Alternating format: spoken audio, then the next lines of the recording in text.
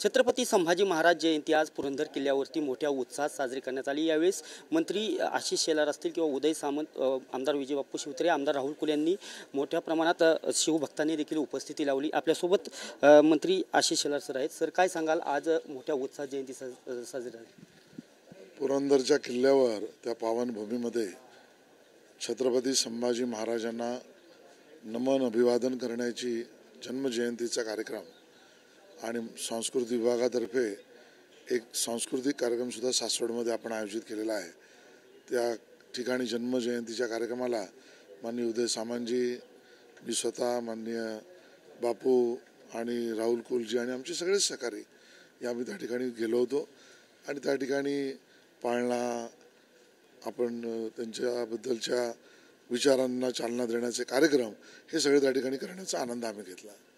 Sir, मगाशी भाषणात आपण उल्लेख केला की धर्मवीर संभाजीराजे यांनी हिंदीमध्ये धर्मग्रंथ दिला, परंतु आज राज्यात कुठेतरी हिंदी भाषेवरून वाद निर्माण होत आहेत। बघा, या सगळ्यात वर इतिहासातून गोष्टी शिकल्या पाहिजेत आणि आपला इतिहास प्रेरणादायी इतिहास आहे।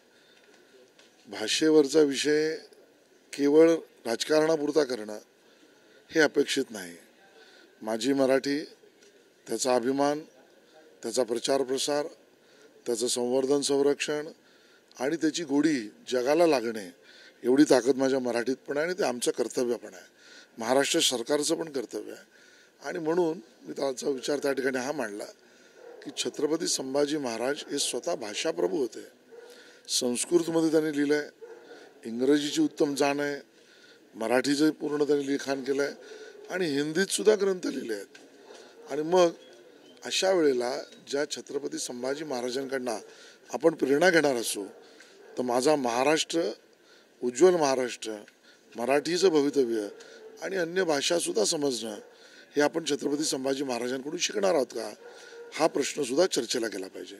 सर, देशभर तिरंगा रॅली काढण्यात येते, कशा पद्धतीने कार्यक्रम असणार आहे? संपूर्ण देशभर समाजाला घेऊन, हा काही एका पक्षाचा कार्यक्रम नाही, हा सगळ्यांचा कार्यक्रम आहे, समस्त भारतवासियांचा कार्यक्रम आहे। आणि म्हणून आजपासून पूर्ण देशभर विविध ठिकाणी तिरंगा यात्रा ह्या ऑपरेशन सिंदूर बरोबर समस्त भारतवासी आम्ही आहोत।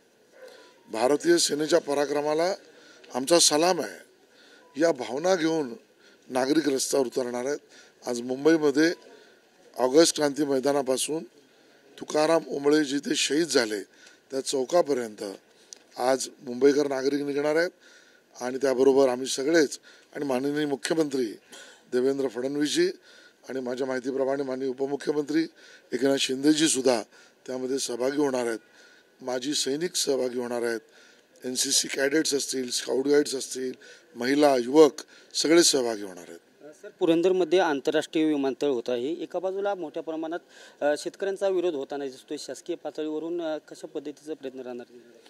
मला याची पूर्ण माहिती नाही, माहिती घ्यावी लागेल, पण आमच्या बळीराजाला कुठलाही त्रास होईल ही सरकारची भूमिका नाही। आमच्या विकासाचा चेहरा मानवी चेहरा आहे आणि त्यामुळे बळीराजाला सोबत घेऊनच विकास होईल याबद्दलची सरकारची भूमिका आहे। शेवटचा प्रश्न, ठाकरे बंधू एकत्र येत आहेत अशी चर्चा अनेक दिवसांपासून होत आहे, परंतु आता पुन्हा एकदा पवार कुटुंबीय देखील एकत्र येत आहे, कसं पाहत आहे? सगळ्यांनी गुण्यागोविंदाने कुटुंबात राहावं। आम्ही कुटुंब व्यवस्थेवर प्रेम करणारी लोक आहेत, भाजपची लोक। आपापल्या कुटुंबात सगळ्यांनी सुखी समाधानी राहावं हीच आमची इच्छा आहे। हे होते मंत्री आशिष शेलार। आज छत्रपती संभाजी महाराज जयंती उत्सव सोहळा मोठ्या उत्साहात साजरा झालेला आहे आणि या उत्सव सोहळ्याला आशिष शेलार असतील, मंत्री उदय सामंत असतील, आमदार विजय शिवतारे असतील, आमदार राहुल कुल असतील आणि मोठ्या प्रमाणात शिवभक्तांनी उपस्थिती लावलेली आहे। कॅमेरा पर्सन अभिजित पिशेसह मी दीपक कापरे, TV9 मराठी, पुरंदर।